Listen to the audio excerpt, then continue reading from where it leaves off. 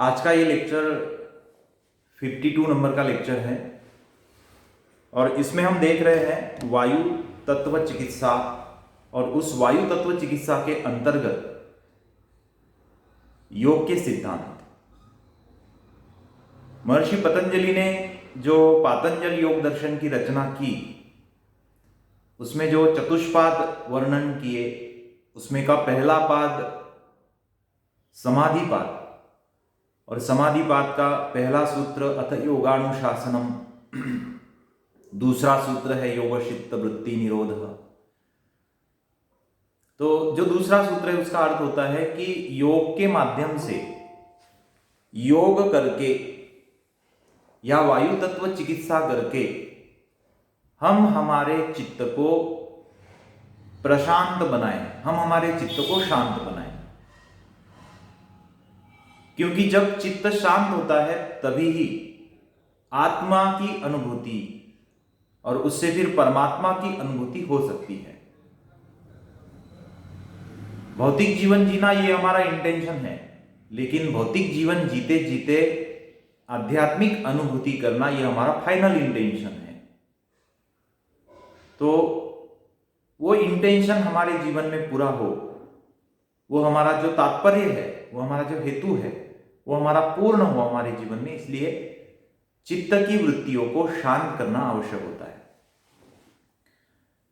पहली बात तो ये हुई। दूसरी बात ये है कि जितने भी रोग है उन रोगों के लिए अगर कुछ कारण है तो चंचल चित्त ही उसके लिए कारण है।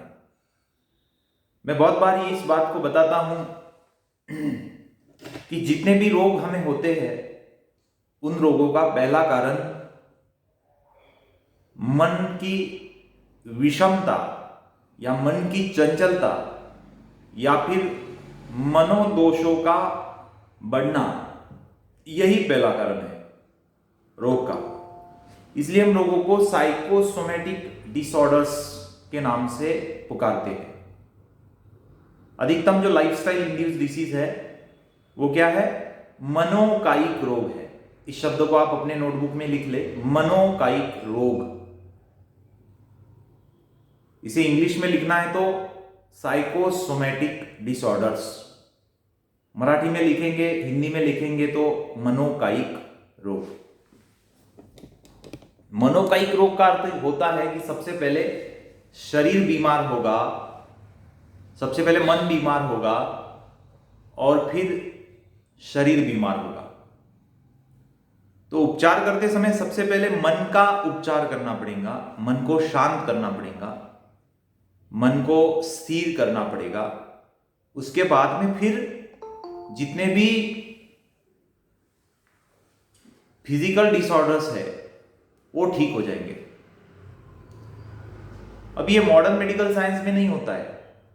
आधुनिक चिकित्सा शास्त्र जो है एलोपैथी, उसमें ऐसा नहीं होता है। उसमें डायरेक्ट शरीर को ट्रीट किया जाता है और शरीर का ट्रीटमेंट करते करते वो ये अनुभव करते हैं कि अरे इसका तो ट्रीटमेंट पूरा हो ही नहीं सकता। Hypertension is a non curable disease, diabetes mellitus is a non curable disease, migraine is a non curable disease, polyarthritis is a non curable disease, knee joint pain is a non-curable disease. Anxiety, stress, tension and depression is a not curable disease because वो ऐसा इसलिए बोलते हैं क्योंकि वो मन को ठीक करना नहीं जानते, वो शरीर को ही ठीक करना जानते हैं। इसलिए करीबन 80% तक रोग according to medical science non treatable कहे जाते हैं, यानी उसका उपचार पूरा संभव नहीं है। हम इसलिए उनका उपचार कर सकते हैं क्योंकि हमारे पास योग शास्त्र है, हमारे पास नेचुरोपैथी में, निसर्गोपचार में वायु तत्व चिकित्सा है। और उस वायु तत्व चिकित्सा को लेकर जो हम योग के सिद्धांत पढ़ रहे हैं उसके बदौलत हम जो नॉन ट्रीटेबल डिसीज है, जो नॉन क्यूरेबल डिसीज है, उनका ट्रीटमेंट कर पाएंगे। तो हम देख रहे थे पंचवृत्तियों को फिर से मैं सूत्र पढ़ता हूं, ठीक है। शिवानी जो है वो मेरे पीछे पीछे सूत्र को बोलेंगी। अथ योगानुशासनम,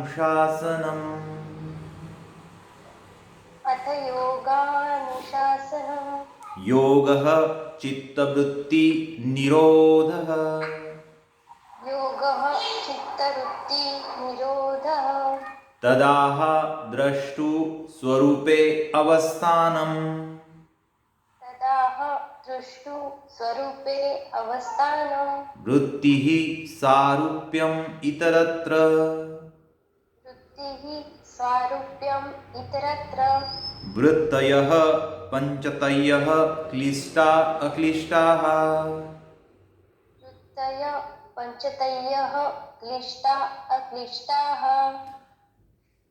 प्रमाण विपर्यय विकल्प निद्रा स्मृतयः पंचवृत्तयः, प्रमाण विपर्य विकल्प निद्रा स्मृतिय वृत्तयः, पंचवृत्तयः, प्रत्यक्ष अनुमान आगमाः प्रमाणानि, प्रत्यक्ष अनुमानः आगम प्रमाणानि, विपर्ययो मिथ्या ज्ञान मतद्रूप प्रतिष्ठम्, विपर्ययो मिथ्या ध्यानम् अतद्रूपं प्रतिष्ठम्। ठीक है। तो हम विपर्य वृत्ति को देख रहे थे। क्या है विपर्य, है ना शिवानी? क्या विपर्य किसे बोलते हैं? क्या है विपर्य?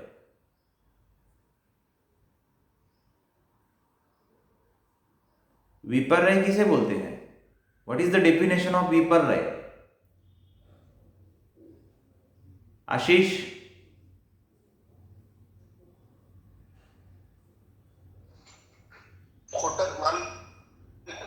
खोटं ज्ञान बाळगणे. Very good, very good.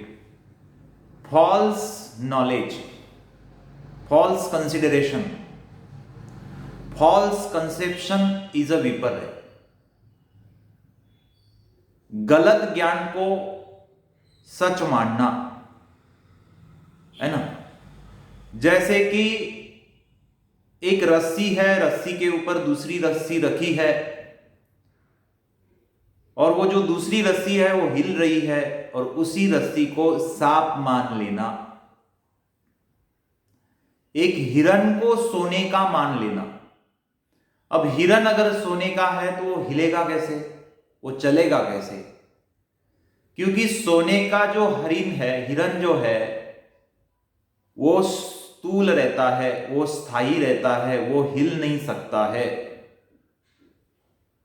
जैसे माता सीता को भ्रम हो गया कि हरिण जो है वो सोने का होता है. अब आप विपर्य को भ्रम भी लिख सकते हैं. एक पर्याय लिख लो विपर्य को, भ्रम. इस भ्रम को मॉडर्न मेडिकल साइंस में ये जो विपर्य है, इस विपर्य को मॉडर्न मेडिकल साइंस में डेलूजन कहा जाता है. इस विपर्य को मॉडर्न मेडिकल साइंस में हेलुसिनेशन कहा जाता है. एक पिक्चर संजय दत्त की आई थी, लगे रहो मुन्ना भाई.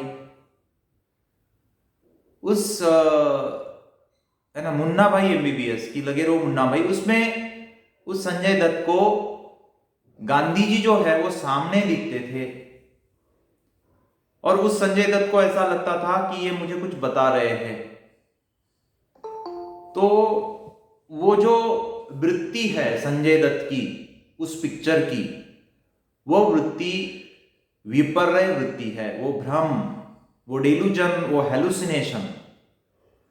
अब आप बोलेंगे सर ये विपर्य वृत्ति सभी में होती है? हाँ, ये सभी में होती है. लेकिन जिस व्यक्ति में तमोगुण बढ़ जाता है, रजोगुण बढ़ जाता है, उस व्यक्ति में ये वृत्ति ज्यादा बढ़ जाती है ना. तमोगुण बढ़ने से, रजोगुण बढ़ने से उस व्यक्ति में ये जो विपर्य वृत्ति है ये ज्यादा बढ़ जाती है. फिर उस व्यक्ति को भ्रम होने लगते हैं, उस व्यक्ति को स्वप्न पड़ने लगते हैं। ठीक है, ये जो स्वप्न अवस्था है, नींद में हम स्वप्न देखते हैं, तो ये जो स्वप्न अवस्था है ये भी विपर्य का ही एक रूप है। अब कोई स्वप्न में दिख रहा है कि मैं चौथे मंजिले पर चढ़ गया, एक बिल्डिंग के चौथे मंजिले से मैंने छलांग लगा दी और मैं हवा में और धड़ से गिर गया। ठीक है, वो इतना घबरा गया, नींद से उठा पसीना पसीना। ठीक है, किसने स्वप्न देखा कि मैं घने जंगल में चला गया और वहां पर मुझे शेर दिख गया और वो शेर मुझे खाने आ रहा है और मुझे वो है ना काट रहा है, ऐसे दिख गया। तो ये क्या है? या तो फिर स्वप्न में दिखा कि कोई सांप आया और वो फुटकार लगा रहा है और मुझे डस रहा है ना। तो ये क्या है? ये हमारा भ्रम ही है। सत्य स्थिति से, सत्य परिस्थिति से कुछ अलग है कि नहीं है ना? क्या सच में कोई सांप आ रहा था, या सच में कोई सांप आ गया है? क्या सच में कोई आपको काट रहा है? सच में कोई बाघ आया और वो आपको काट रहा है? नहीं, ये सच नहीं है। लेकिन हम सच मान लेते हैं। जब हम स्वप्नों को देखते हैं तो उस स्वप्न को हम सच मान लेते हैं, कुछ समय के लिए सच मानते हैं।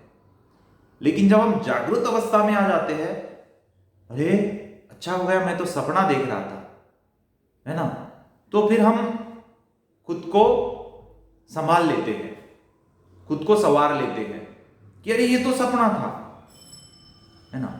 कोई स्वप्न में बोलता है, नींद लग जाती है, फिर उठते हैं, फिर स्वप्न उठते हैं, सोते सोते बोलते हैं, स्वप्न में बोलते हैं। ये भी विपर्य का ही एक एग्जाम्पल है। कोई तो स्वप्न में चलता है। मेरा बुआ का लड़का है, अकोट करके यहां पर एक शहर है, अकोट में वो रहता है। वो उठता है और स्वप्न में ही चलने लगता है। आधा 1 किलोमीटर चलता है स्वप्न में, 1 किलोमीटर चलता है स्वप्न में, और उसको पता ही नहीं मैं कहां जा रहा हूं। तो ऐसे भी लोग होते हैं। यानी विपर्य वृत्ति जब बढ़ जाती है तो ऐसे एग्जाम्पल हमें देखने को मिलते हैं, है ना। जो बेवजह शंका करते हैं, है ना, बेवजह शंका करते हैं, साशंकित जो होते हैं, कारण से शंका करना, ये हमारा हमारी एक पावर भी है ना। संशय लेना हमारी एक पावर भी है, लेकिन बेवजह संशय लेना ये विपर्य वृत्ति का ही एक प्रदर्शन है ना। एक हिरण का मैंने आपको बताया कि सोने का मृग किसने समझा था? माता सीता ने। माता सीता ने यह समझा था कि एक सोने का मृग है, वो मुझे हर रोज दिखता है और बड़ा सुंदर है, बड़ा चंचल है और बहुत ही प्यारा है और वो मुझे चाहिए। न केन न दृष्टपूर्वा न श्रूयते हेममयी कुरांगी तथापि तृष्णा रघुनंदनस्य विनाश काले विपरीत बुद्धि। जब विपर्य वृत्ति बढ़ती है तो विनाश काल बहुत नजदीक आ जाता है। जब बुद्धि विपरीत हो जाती है, विनाश काले विपरीत बुद्धि, जब बुद्धि विपरीत हो जाती है तो विनाश काल बहुत नजदीक रहता है हमारे। और आप चाहते हैं कि हम इस बुद्धि को बढ़ावा नहीं देंगे, तो आपने रोज स्वाध्याय करना चाहिए, रोज योगाभ्यास करना चाहिए। ठीक है ना। जैसे ये जो मैंने एग्जाम्पल बताए, उस एग्जाम्पल से आप समझ गए होंगे कि विपर्य वृत्ति क्या होती है। ठीक है, सत्यनिष्ठ परिस्थिति से विपर्य वृत्ति कुछ अलग ही होती है। और कुछ एग्जाम्पल अगर देने होंगे तो जैसे कि हम अंधेरे में चल रहे हैं और बाहर जो झाड़ी है या बाजू में जो झाड़ी है, उस झाड़ी से सुप सुप सुप सुप ऐसा आवाज आ रहा है, तो हमारे मन में सबसे पहले क्या विपर्य आता है? अरे झाड़ी में सांप है, चलो भागो यहां से, तो वहां पर सांप नहीं रहता है, कुछ हवा से वो पत्ते हिलते हैं और वो हवा से ही आवाज आ जाती है। लेकिन हम, है ना, ऐसा मान लेते हैं कि कुछ ना कुछ गड़बड़ है यहां पर। अब टेलीविजन पर जब YouTube आप लगाते हैं तो YouTube लगाने के बाद में पहले ऐड आती है, एडवर्टाइजमेंट आता है। वो एक ऐड आती है, मैं देखता हूं बहुत बार YouTube लगाता हूं तो ऐड आती है। कोई तो भी एक मरीज अंदर लेटा हुआ है, डॉक्टर भी अंदर ही है, और उस मरीज के जो रिलेटिव्स है वो बाहर बैठे हुए हैं, और उन रिलेटिव्स को कुछ आवाज आ रही है, जैसे कि डॉक्टर उस रोगी को कह रहा है कि अब तेरा अंतिम समय आ गया, अब तुझे कोई नहीं बचा सकता। तो रिलेटिव्स बहुत घबरा जाते हैं, बोलते हैं कि अरे ये क्या हो रहा है अंदर। और जब दरवाजा खोलते हैं तो अंदर की टीवी चालू होती है, उसके ऊपर सीरियल चालू होता है, उस सीरियल में एक डॉक्टर उस रोगी को बोल रहा है, ऐसे कुछ उसमें दिखाते हैं। यानी जो बाहर बैठे हुए हैं वो तो विपर्य वृत्ति को ही प्रदर्शित कर रहे हैं, यानी जो सत्य है उससे कुछ अलग वो सोच रख रहे हैं। तो मिथ्या ज्ञान को धारण करना हमारे सबकी वृत्ति है। अगर हम चाहते हैं कि हम मिथ्या ज्ञान को धारण न करें तो हम योग का अभ्यास करें, स्वाध्याय करें। बहुत बार प्रत्यक्ष दर्शन जो हमें होते हैं, प्रत्यक्ष जो दर्शन होते हैं, उससे परिस्थिती कुछ अलग होती है। मराठीमध्ये असं म्हणतात की जसं दिसते तसं नसते आणि म्हणूनच जग फसते। बहुत बार इसको भी हमने टटोलना चाहिए हमारे विवेक के स्तर पर, कि जो हम देख रहे हैं क्या वो वैसा ही है या नहीं। जो हम देख रहे हैं, जो हमें दिखाया जा रहा है, क्या वो वैसा है या नहीं। जैसे सलमान खान 5वें मंजिले से, है ना, कोको कोला या पेप्सी पी के छलांग लगाता है और वो सही सलामत नीचे आ जाता है। या सलमान खान थम्स अप पी के 4थे मंजिले से छलांग लगाकर एक ट्रक के ऊपर आके खड़ा हो जाता है ना। तो ये क्या है, हम तो देख रहे हैं कि Salman Khan Pepsi thums up पी के नीचे छलांग लगा रहा है, लेकिन वो सही सलामत है, उसको कुछ भी खरोच नहीं है, उसको कुछ भी चोट नहीं है, वो सही सलामत है। क्या ये सत्य है? आंखों ने इसे देखा, क्या ये सत्य है ना शिवानी? क्या ये सत्य है? क्या हम ऐसा अगर करेंगे, अगर हम ऐसा करेंगे तो क्या हम जिंदा रह पाएंगे?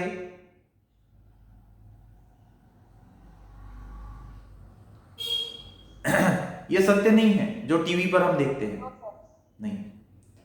अब ऐश्वर्या राय लक्स साबन लगाती है, लक्स साबन लगा के वो 2 दिन में गोरी हो जाती है, और हम देखते हैं कि हमारी माता 100 दिन साबन लगाती है, हमारी बहन, है ना, 200 दिन साबन लगाती है, रगड़ रगड़ के चमड़ी खराब कर देती है, लेकिन चमड़ी गोरी नहीं होती है ना। तो जो हम देखते हैं वो सत्य हो सकता है, लेकिन होगा ही ऐसे नहीं, यानी होना ही चाहिए सत्य, ऐसा नहीं है। इसलिए कहा जाता है की जसं दिसते तसं नसते आणि म्हणून जग फसते। अब लड़की देखने के लिए जाते हैं, लड़की देखने के लिए जाते हैं, वो लड़की बड़ा मेकअप करके सामने आ जाती है और उस लड़के को लगता है कि अरे ये तो बड़ी सुंदर है, ये तो हर दिन ऐसी दिखेगी। फिर शादी हो जाती है, शादी होने के बाद में 2-3 दिन के बाद में वो बोलता है कि तू तो वैसी नहीं है जैसे मैं देखने के लिए आया था। तो वो बोलती है तो मैं तो वही हूं, मैं कोई बदल नहीं गई हूं, मैं तो वही हूं। तो बोले वो वैसी क्यों नहीं दिख रही तू जैसे मैंने देखा था? और तुझे पसंद किया।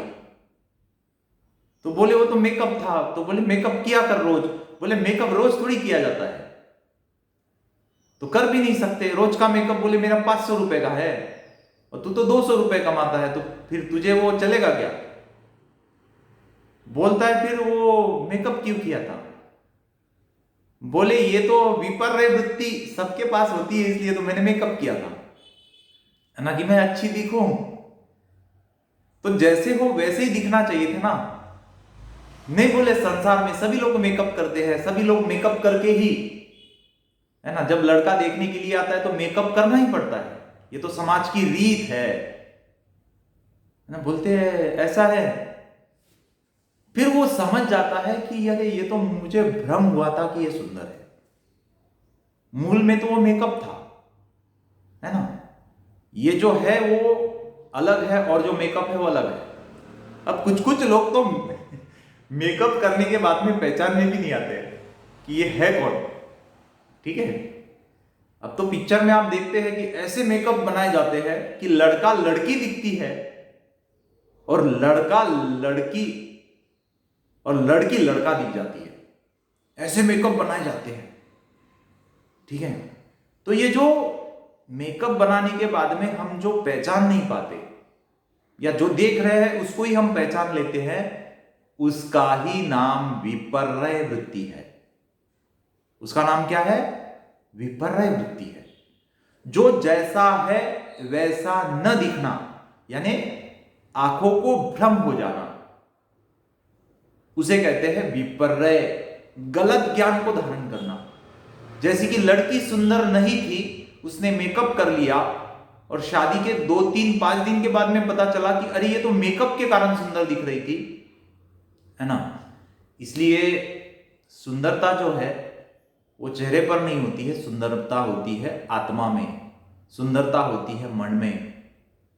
ठीक है, मन की भी अपनी एक सुंदरता होती है। अधिकतम मन तो विद्रूप ही होता है, क्योंकि अस्थिर मन का जो चित्र होता है वो बड़ा विद्रूप होता है। अस्थिर मन का, स्थिर मन का चित्र बड़ा सुंदर होता है। और ये जो स्थिरता हम प्राप्त कर सकते हैं वो योग से ही प्राप्त कर सकते हैं। ठीक है, तो बहुत सारे एग्जाम्पल मैंने विपर्य वृत्ति के आपको दिए। टीवी चैनल पर जितने भी एड्स आती है, जितनी भी एडवर्टाइजमेंट होता है ना, वो एडवर्टाइजमेंट है। हम एडवर्टाइज बोलते थे, है ना, बचपन में थे ना, तो अरे एडवर्टाइज लगे। वो एडवर्टाइज नहीं, एडवर्टाइजमेंट है वो, एडवर्टाइज। ठीक है, तो जितना भी एडवर्टाइजमेंट, करीबन एक 90% तो भी जितना भी एडवर्टाइजमेंट दिखाया जाता है टीवी के ऊपर, वो विपर्य वृत्ति के ही एग्जाम्पल है। ठीक है, बहुत गलत दिखाया जाता है। जैसे कि सचिन तेंदुलकर बूस्ट पी के ही तेंदुलकर बना है, ये भी दिखाया जाता है। सचिन तेंदुलकर बोलता है मेरे एनर्जी का रहस्य, मेरे एनर्जी का सीक्रेट बूस्ट। अगर ये है तो हर बच्चा, गली गली का हर बच्चा बूस्ट पी के सचिन तेंदुलकर बनना चाहिए, है ना। लेकिन ऐसा होता है क्या? नहीं होता है। हाँ, बूस्ट पीना कोई गलत बात नहीं है, एक्चुअल में उसमें कोई न्यूट्रिशन भी नहीं है, उसमें कोई पोषण भी नहीं है ना। सड़ा पड़ा एक क्रिकेटर के हाथ में दे देते हैं, हीरो हीरोइन के हाथ में दे देते हैं, उनके हाथ में थमा देते हैं और उसका ऐड कर देते हैं, वो फिर प्रोडक्ट चलने लगता है। ये एडवर्टाइजमेंट का जमाना है अभी। आज का जो जमाना है वो दिखावे का जमाना है। आज का जो जमाना है वो पैकिंग का जमाना है। बोलते हैं लोग, आज का जमाना तो पैकिंग का जमाना है, कर लो अच्छी पैकिंग, कुछ भी बिक जाता है ना। तो जैसे अब सुंदरता तो मैंने पहले ही कह दिया कि मन में होती है, आत्मा में होती है। लेकिन अच्छे अच्छे काले लड़कों को, काली लड़कियों को गोरा किया जाता है, पैकिंग किया जाता है और फिर एक शादी बनाई जाती है और उसके बाद में फिर उनमें बहुत झगड़े होते हैं। अरे तू तो गोरी थी, अब काली कैसे हो गई? वो मेकअप का लेयर पूरा उतर गया। ठीक है ना। पहले दिन कुछ अलग देखा, फिर दूसरे दिन अलग और तीसरे दिन अलग, और फिर जैसे जैसे दिन दिन निकल जाते हैं वैसे वो और काली हो जाती है फिर। तो ये पैकिंग का ज़माना है, तो अधिकतम चीज़ों को आपने ऐसे देखना चाहिए, लेना चाहिए कि जो पैकिंग में हो लेकिन अंदर भी उसकी क्वालिटी हमने टटोलनी चाहिए, अंदर भी उसकी क्या क्वालिटी है वो देखनी चाहिए। अब लोग ज़्यादा राजसी और तामसी होते जा रहे हैं, इसलिए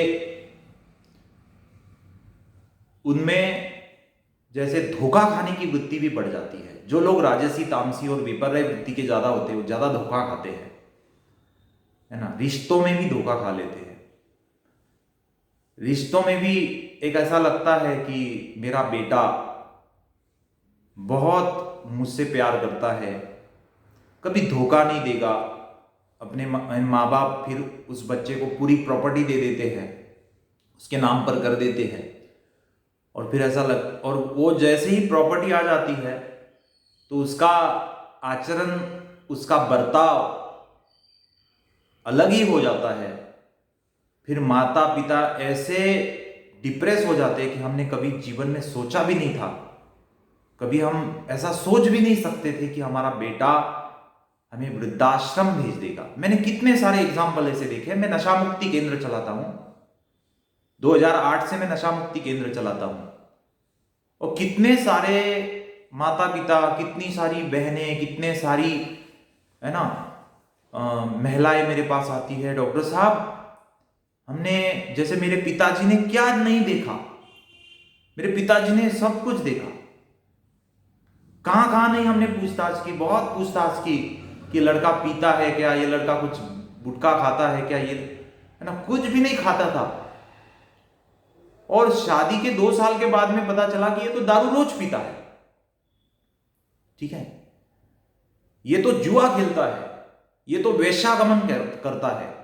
यानी ऐसे ऐसे मुझे किस्से सुनने को मिलते हैं नशा मुक्ति केंद्र के कारण। मैं नशा मुक्ति केंद्र चलाता हूं तो, है ना, जैसे एक माता जी आई, बोलने लगी कि मुझे एक लड़की है, और वो एक लड़की अमेरिका में लॉस एंजलिस में रहती है। मैंने बहुत देखकर शादी की। मैं पहले, जैसे कि वो महिला बोल रही थी कि मैं पहले जॉब करती थी, मैंने बहुत अच्छा पैसा कमाया, मैंने मेरी बेटी को बहुत लिखाया, पढ़ाया, उसको काबिल बनाया, वो भी बहुत बड़ा जॉब करती है, 1,00,000-1.5 लाख रुपए कमाती है। मेरे जो जमाता है वो भी 1,00,000-1.5 लाख कमाते हैं। ऐसा लगा कि बहुत अच्छे से इनका अभी, है ना, वैवाहिक जीवन जो है गुजर जाएगा। लेकिन वो अमेरिका में गए, वहां पर जमाता जो है वो दारू पीने लगे, मेरे बेटी को रोज मारने लगे। छोटे छोटे बच्चे, 5-5, 7-7 साल के 2 बच्चे, और वो बच्चे भी दहशत में आ गए। अब क्या करूं समझ में नहीं आ रहा है। वो माता जी मेरे पास आई थी, कुछ ये 2007-8 की बात है, 7-8-9 की बात है, 2008-9 की बात। तो बोली कि मैंने बहुत सब तरह का मेडिसिन दिया, लेकिन कुछ भी मेडिसिन काम नहीं आया। फिर उस माता जी ने यहाँ से नशा मुक्ति का जो मेडिसिन है वो लॉस एंजलिस अमेरिका में भेजा, और वो मेरा बहुत भाग्य कि उसके जमाता की दारू जो है वो छूट गई उससे। उसने मुझे फिर रिपोर्टिंग भी किया, डॉक्टर साहब बहुत अच्छा रिजल्ट आया, अभी वो अच्छे रहते हैं, ठीक है। तो ऐसे बहुत सारे किस्से सुनने को मिलते हैं। जो हम देखते हैं ना वो वैसा ही रहेगा ऐसा नहीं। इसलिए जो आप देखते हैं ना, तो मेरे गुरु मुझे कहते हैं कि उस देखने पर आप 95% विश्वास करिए, 5% तो कभी मत करिए। 5% तक विश्वास कभी नहीं करना चाहिए। 100% आप जब बोलते हैं ना, 100% मुझे गारंटी है, 100% मुझे विश्वास है कि मेरा बेटा ऐसा कभी नहीं करेगा, 100% मुझे ऐसी गारंटी है कि मेरा पति ऐसा कभी नहीं करेगा, 100% मुझे गारंटी है कि मेरी पत्नी, है ना, ऐसा कभी नहीं करेंगी। तो ऐसा कभी भी मत करना। हर रिश्ते पर 95% गारंटी रखना, 5% तक मत रखना। मैं इसलिए नहीं कह रहा हूं कि हर रिश्ता खराब होता है, लेकिन खराब होने की संभावना है, धोखे की संभावना है। इसलिए 95% विश्वास करना। ऐसा क्यों करना है? क्योंकि हमारा जो माइंड है, हमारा जो मन है, हमारा मन क्या करता है? हमारा मन विपर्य वृत्ति को धारण करता है, और उस विपर्य वृत्ति के कारण हम धोखा खा सकते हैं। इसलिए, और फिर धोखा खाने के बाद में अगर आप पूर्व से ही ये समझ रहे हैं कि ये रिश्ता मुझे धोखा दे सकता है, हाँ, मुझे आज तो इस बात की कोई गारंटी नहीं है कि ये धोखा देगा, लेकिन कल जाके ये रिश्ता मुझे धोखा दे सकता है। अगर आप थोड़ा भी मन में थोड़ा भी उस बात को लेकर आते हैं, और जब वो रिश्ता धोखा दे जाता है, तो आप इतने डिप्रेस नहीं होगे जितने कि आप 100% विश्वास रखने के बाद में हो सकते हैं। जो लोग रिश्तों में धोखा मिलने के बाद में डिप्रेस हो जाते हैं, उन लोगों ने 100% तक, या 100 से भी ज्यादा, 100% से भी ज्यादा उन्होंने उस रिश्ते पर एक विश्वास किया था, और उसी कारण से आज वो डिप्रेस है ना। कोई व्यक्ति मरता है तो लोग डिप्रेस हो जाते हैं, वो अपना जीवन खो देते हैं। कोई व्यक्ति मर जाता है, करीबी व्यक्ति मर गया, हाय राम, अब मैं कैसे जीऊंगी, इसके सिवा तो मैं जी नहीं सकती, अब तो मेरा बेटा चला गया, हो सकता है कि कोई किसी का पति गुजर जाए, अब तो हाय राम, मेरा तो पति गुजर गया, अब तो मैं जी नहीं सकती, हाय राम, तो अभी मेरी माता ही गुजर गई, अब तो मैं जी नहीं सकता, मैं तो अभी क्या करूं, कैसे करूं। अरे भाई, हर एक को एक दिन मरना है, कोई पहले मरेगा, कोई बाद में मरेगा। क्या आपको ये पता है कौन कब मरेगा? है ना आशीष, तुम्हें पता है कि कौन कब मरेगा? No sir. तो पता नहीं है तो फिर बौखला क्यों जाते हो? कोई मरने के बाद में, करीबी कोई मरने के बाद में बौखला क्यों जाते हो? इसलिए बौखला जाते हो क्योंकि आपकी जो मनोवृत्ति है उसमें उस व्यक्ति के प्रति विचार कुछ अलग ही है, प्रकृति के नियमों के अलग विचार आपके मन में है, इसलिए ऐसा आपको होता है। देखो, कुछ करीबी रिश्तेदार जाने के बाद में रोना गलत बात नहीं है, दुख मनाना गलत बात नहीं है। 2 4 5 दिन में तो समाज ने 13 दिन दुख मानने की परमिशन भी दी है। 13 दिन रो, जितना रोना है रो लो, लेकिन 13वें दिन के बाद में 14वें दिन से फिर अपना व्यवहार शुरू करो, ठीक है? जो गया है दुख तो रहेगा, लेकिन उस दुख को जिंदगी भर मत मनाओ, क्योंकि उस दुख को लेकर अगर आप बैठोगे तो आपकी जिंदगी खराब हो जाएगी। और ऐसे कितने सारे एग्जाम्पल एज अ पेशेंट करके मैंने देखे हैं कि बहुत सारे लोगों ने जिंदगी खराब कर दी। जाने वाला तो चला गया, लेकिन इन्होंने उस जाने वाले के कारण उसको निमित्त मान के अपनी जिंदगी खराब कर दी। यही है विपर्य वृत्ति, यही है झूठा ज्ञान, इसे ही हम मिथ्या ज्ञान बोलते हैं, है ना।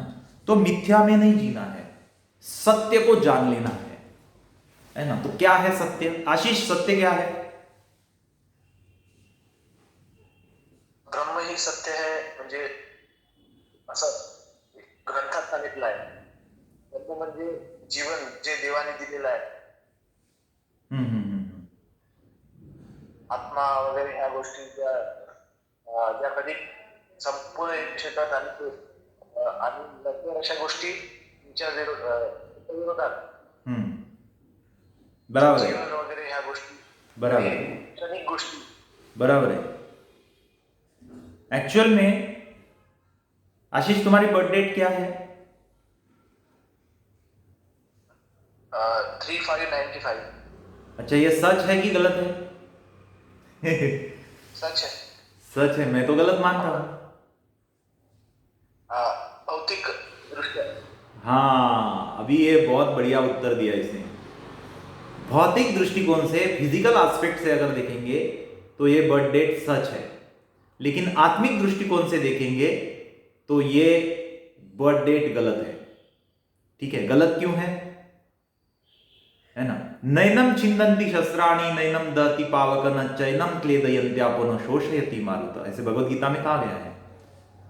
ना आत्मा को कोई मार सकता है, ना कोई उसको, है ना तो उसका मृत्यु है, ना तो उसका जन्म है। सच है कि नहीं है? तो आत्मिक दृष्टिकोण से ना तो आत्मा का जन्म होता है, ना तो उसकी मृत्यु होती है। तो सच बात यह है। अगर ये सच बात है तो फिर जो बर्थ डेट है वो गलत है कि सच है? गलत है, लेकिन वो आत्मिक दृष्टिकोण से गलत है। लेकिन भौतिक दृष्टिकोण से तो बताना पड़ेगा, है ना, लिखना पड़ेगा ना कि आपका जन्म कब हुआ, आप इस दुनिया में कब आए। तो आत्मा ना तो इस दुनिया में आती है, ना तो इस दुनिया से जाती है। जो आता है वो शरीर, एक्चुअल में शरीर भी नहीं आता है, शरीर पंच तत्वों का एक संगठन है। जन्म पंच तत्वों का एक संगठन है और मृत्यु उसका विघटन है। ठीक है, बस इतना ही है। पंच तत्वों का संगठन जन्म है, पंच तत्वों का विघटन मृत्यु है। तो इसे ही हम पंच तत्वों का संगठन बोलना है कि जन्म, तो उसकी डेट बताते हैं हम। आत्मा के जन्म की डेट नहीं बताते, ना तो उसका जन्म होता है, ना तो उसकी मृत्यु होती है। क्योंकि भगवत गीता में क्या कहा गया है? नैनम छिन्दन्ति शस्त्राणि नैनम दहति पावक न चैनम क्लेदयन्त्यापो न शोषयति मारुत। आत्मा को कोई काट नहीं सकता, यानी पृथ्वी का कोई शस्त्र काट नहीं सकता, आत्मा को कोई जला नहीं सकता, आत्मा को कोई पानी गिला नहीं कर सकता। ठीक है, ना तो वायु आत्मा को सुखा सकती है ना, न शोषयति मारुत। तो आत्मा कैसे अजर अमर नित्य अविनाशी है। और सच अगर हम ब्रह्म को समझते हैं, आत्मा को, परम आत्मा को समझते हैं, तो फिर ये जो है वो भौतिक दृष्टिकोण से एक सच मान लेंगे, लेकिन आत्मिक दृष्टिकोण से इसे सच नहीं मानेंगे। अगर ये सच नहीं है तो फिर इसको मान के क्यों जी रहे हम? ये तो विपर्य वृत्ति में है फिर आप, है ना। अरे मेरा भाई तो गुजर गया, अब तो मैं जी नहीं सकता। अब तो मेरा पति गुजर गया, मैं तो जी नहीं सकती। अब तो मेरी पत्नी गुजर गई, मैं तो जी नहीं सकता। ठीक है, वो पिक्चर की भाषा क्यों करते हैं फिर आप, है ना। तो पिक्चर में अलग अलग सॉन्ग्स रहते हैं। पहले मुझे बड़ा शौक था पिक्चर देखने का, अभी बीच में, है ना, योग के कारण फिर मैं पिक्चर जितने भी पिक्चर रहते हैं ना, वो तो विपर्य वृत्ति के ही एग्जाम्पल है। अब अमिताभ बच्चन की पत्नी रेखा दिखाई जाती है, तो क्या सच में अमिताभ बच्चन की पत्नी रेखा है? अमिताभ बच्चन की पत्नी जयाप्रदा दिखाई जाती है, तो क्या सच में अमिताभ बच्चन की पत्नी जयाप्रदा है ना। अमिताभ बच्चन की पत्नी जो है वो मीनाक्षी शेषाद्री दिखाई जाती है, तो क्या वो सच में वही है? अरे सच में तो कोई अलग ही अमिताभ बच्चन की पत्नी है, लेकिन उस 3 घंटे के लिए हम ये मान तो लेते हैं कि ये इसकी पत्नी है ना। ये अमिताभ बच्चन इस जया के ऊपर, है ना, जयाप्रदा के ऊपर प्रेम कर रहा है, तो हम तो मान तो लेते हैं। ऐसा मान क्यों लेते हैं हम? ये है विपर्य वृत्ति का प्रदर्शन। झूठ को सच मानने लगते हैं। कितने सारे लोग, है ना, थिएटर में जाते हैं। अब तो थिएटर में नहीं जाते, थिएटर घर में ही बन गया, अभी टीवी पर ही पिक्चर देखते हैं।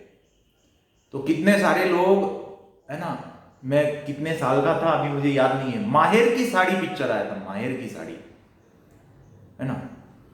तो जब वो अलका कुबल मर जाती है कि पूरी टॉकीज में जितने थिएटर में बैठे ना, पूरे रो रहे हैं, रो रहे हैं। अरे भाई उसको पूछा, रो क्यों रही है? बोले अलका कुबल मर गई। मैंने बोला मरी नहीं भाई, वो तो जिंदा है, खाली पर्दे पर दिखाया जा रहा है। हाँ, मरी नहीं, फिर ऐसे इधर क्यों दिखाया? बोले ये तो विपर्य वृत्ति है ना, मरी नहीं है, वो तो जिंदा है ना, रो मत।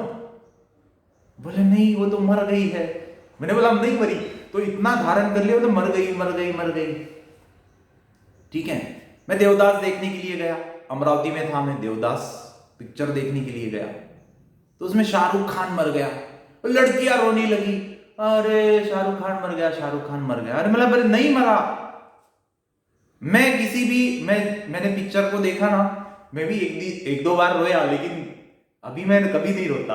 पहले मैं रोता था थोड़ा, अभी नहीं रोता। मुझे पता है ये झूठ दिखाया जा रहा है, है ना। मुझे पता है ये गलत दिखाया जा रहा है, ठीक है, एक एंटरटेनमेंट करके ठीक है, लेकिन भावनाओं के साथ खेला जा रहा है। आप खुद तैयार हो जाते हैं भावनाओं के साथ खेलने के लिए, और उसी के कारण फिर आपको इमोशनल और फिर बाद में हार्मोनल डिसऑर्डर्स हो जाते हैं।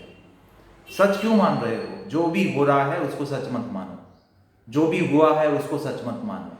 हाँ, मानना है भौतिक दृष्टिकोण से मानो, जैसे आशीष ने अभी उत्तर दिया कि मेरी जो बर्थ डेट है वो भौतिक दृष्टिकोण से है। सत्य दृष्टिकोण और आत्मिक दृष्टिकोण अगर हम रखेंगे तो मेरी बर्थ डेट सत्य नहीं है।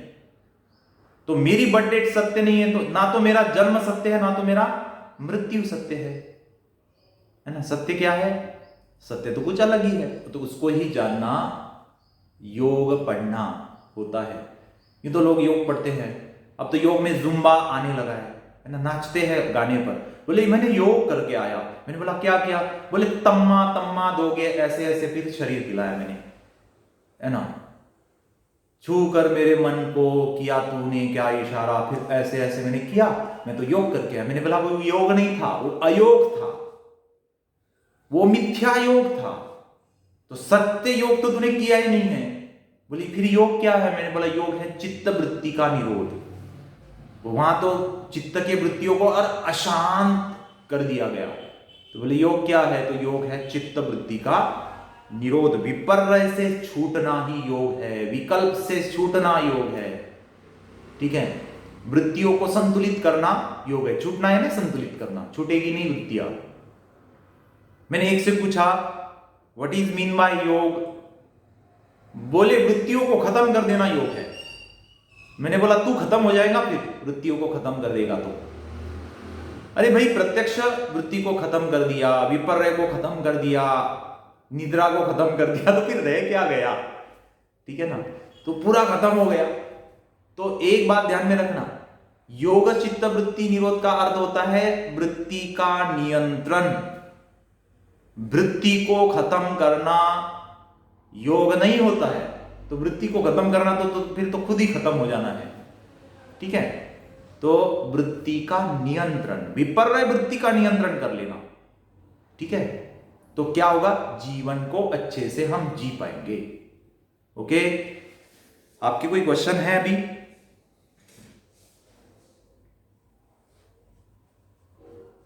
हाँ सर, एवढे डीप अभ्यास असतो का सर? इतना, हाँ इतना डीप तो नहीं है, लेकिन जीवन जीने के लिए इतना डीप जाना पड़ता है।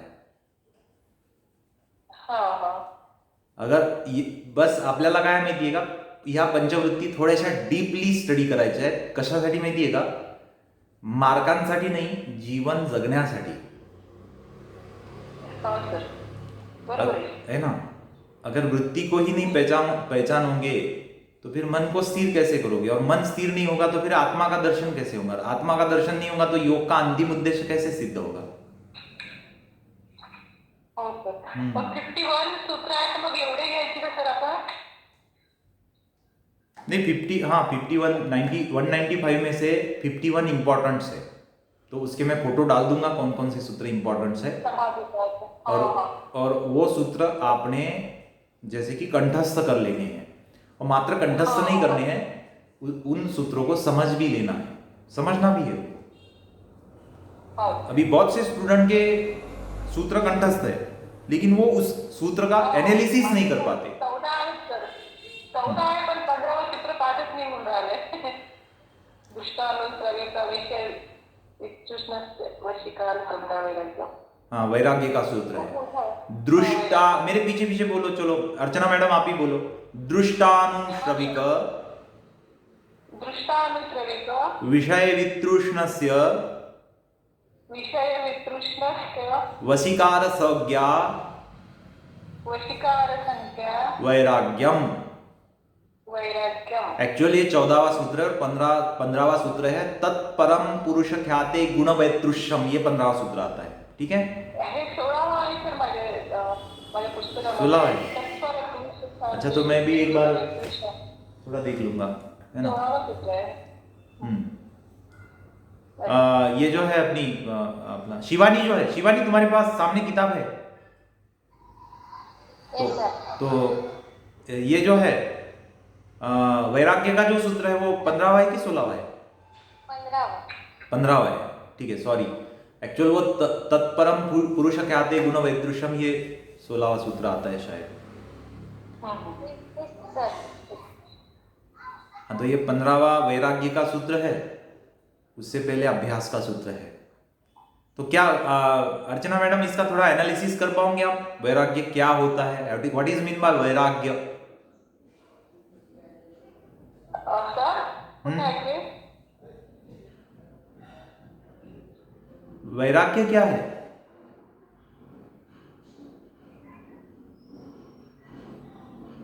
वैराग्य क्या है? वैराग्य यानी निर्लिप्तता, अलिप्त। किससे अलिप्त होना है? अलिप्त किससे होना है? उसमें ही तो परिभाषा है ना, दृष्टानुश्रविक। दृष्ट का अर्थ क्या होता है? देखे हुए। श्रविक यानी सुने हुए।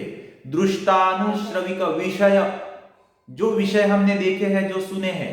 दृष्टानुश्रविक विषय वितृष्णस्य, इनके प्रति अनासक्त होना। देखे हुए विषयों के प्रति, सुने हुए विषयों के प्रति अनासक्त होना ही वैराग्य है। ऐसी है ना परिभाषा? हाँ सर, दृष्टानुश्रविक विषय। वितृष्णा म्हणजे काय? इन विषयों के प्रति जो हमारी तृष्णा है, उस तृष्णा को कम कर देना या खत्म करना। अच्छा। वितृष्ण से, तृष्णा का अर्थ होता है कि तृष्णा को बढ़ाना। वितृष्ण का अर्थ हो जाएगा कि उन विषयों के प्रति जो हमारी तृष्णा है, उस तृष्णा को कम करना ही वैराग्य है।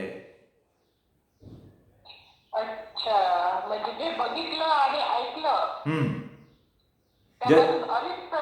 हाँ, जैसे कि एक गुलाब का फूल आपने देख लिया, आप गुलाब पसंद करते हैं, फिर आप उस गुलाब के प्रति इतना मोहित हो गए हैं कि आपको उस गुलाब को खरीदने की इच्छा हो गई।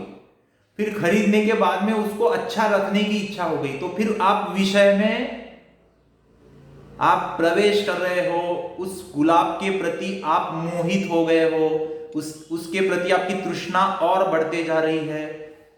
उस तृष्णा से हटना, कि आपको जैसे कि गुलाब पसंद है, ठीक है पसंद है, बस इट्स ओके। फिर उससे फिर जैसे आगे जो भी घटित होने वाला था कि आप उसके पास गए, फिर उसको सूंघा, फिर आपने उसको परचेज किया, फिर आपने उसको बहुत अच्छे से रखा, ये जो है ये आपने कट कर दिया, उसे ही बोलते हैं वैराग्य। अच्छा। है ना? जैसे कि खाने में कोई चीज आपको पसंद है, मान लो कि जैसे आपको रसगुल्ला पसंद है, लेकिन आपको डायबिटीज हो गई, लेकिन आपको फिर भी पसंद है, फिर भी आप खाए जा रहे हैं, और फिर आप मन को ही बोल रहे हैं क्या होता है आज खाने से कल नहीं खाएंगे, तो फिर कल भी खा रहे हैं, फिर बोल रहे हैं कि परसों क्या होगा खाने से, कल खा लेते हैं, कोई बात नहीं, फिर खाए जा रहे। तो ये क्या है? विषय के प्रति एक तृष्णा। और फिर आपने रसगुल्ले को कट कर दिया, तो क्या हो गया? आप में वैराग्य आ गया। किसके प्रति? रसगुल्ले के प्रति, है ना? तो वैराग्य, ये जो भावना है, ये आपको परहेज करने में भी बहुत हेल्प करेगी, है ना? जो आप पसंद करते हैं लेकिन आपके स्वास्थ्य के लिए वो चीज गलत है, खराब है, तो आपको क्या करना पड़ेगा? उस विषय के प्रति, उस वस्तु के प्रति, उस खाद्य वस्तु के प्रति आपको आपके मन में वैराग्य की भावना लानी पड़ेगी। तब जाके आप उस खाने वाले चीज, जो भी वस्तु है, पदार्थ है, व्यंजन है, उसको आप छोड़ पाओगे। नहीं तो मैंने कितने सारे लोगों को देखा है, डॉक्टर साहब क्या करे, है ना, गुलाब जाम देखने के बाद में फिर सोच ही कुछ यानी अपाहिज हो जाती है। क्या करे डॉक्टर साहब, इतना पसंद करते हैं रसगुल्ले को, क्या करे कि बस देखने के बाद में हम रुक ही नहीं पाते। ये क्या है? ये विषय के प्रति तृष्णा है, इससे उल्टा वैराग्य है। अब आप सूत्र को ध्यान रख पाएंगे। जब कोई सूत्र ध्यान में नहीं रहता ना, तो उस सूत्र को समझ लेना चाहिए कि यह सूत्र है क्या, इसका अर्थ क्या है। जब आप अर्थ समझ लेते हैं तो आपको, है ना, दृष्टानुश्रविक विषय वितृष्ण से वशीकार संज्ञा वैराग्य एकदम याद आ जाता है कि देखे हुए सुने हुए विषयों के प्रति अनासक्त होना ही वैराग्य है। तो फिर देखे हुए दृष्टानु, सुने हुए श्रविक, है ना, अनासक्त होना, विषय वितृष्णस्य वशीकार संज्ञा वैराग्यम हो गया कंठस्थ। हो सर, हो झाला सर, अर्थ कळल्याशिवाय पाठही होत नाही हे सूत्र. तो आणि तुम्ही एकदम इझिली सांगितलं ना, तर लक्षात एकदम बसले. किती वर्ष झाले सर? 1 वर्ष झालं मी डॉक्टर सोमेर आरे करून मी 15 सूत्र 14 करून घेतलं, हे माझ्या लक्षातच नव्हतं राहत. त्यांना कसं फोन करून विचारू की कसं करू म्हणून. खूप छान झालं सर, धन्यवाद. ठीक है चलो. तो चलो आप भी सभी, जैसे अर्चना मैडम ने 15 सूत्र याद कर लिए हैं, तो वैसे आप सभी 15 सूत्र याद कर लेंगे और अगले मंडे को हम मिलेंगे, सोमवार को मिलेंगे. तब तक के लिए बहुत बहुत धन्यवाद. अभी आप लेफ्ट हो सकते हैं.